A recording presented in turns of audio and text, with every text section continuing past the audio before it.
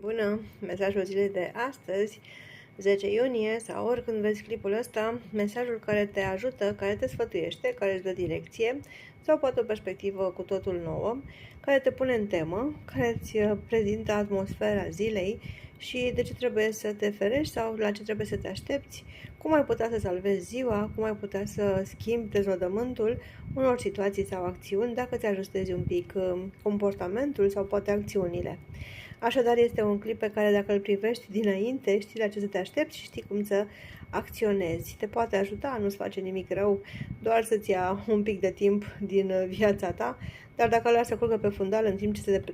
în timp ce te pregătești sau faci orice altceva și nu te concentrezi pe el, nici măcar timpul ăla nu ți-l ia. Așadar, te invit să-l privești și să te uiți și la ascendent și la zodia natală pentru mesajul complet și complex. Și începem cu zodiile de foc, berbec, leu, săgetător, ziua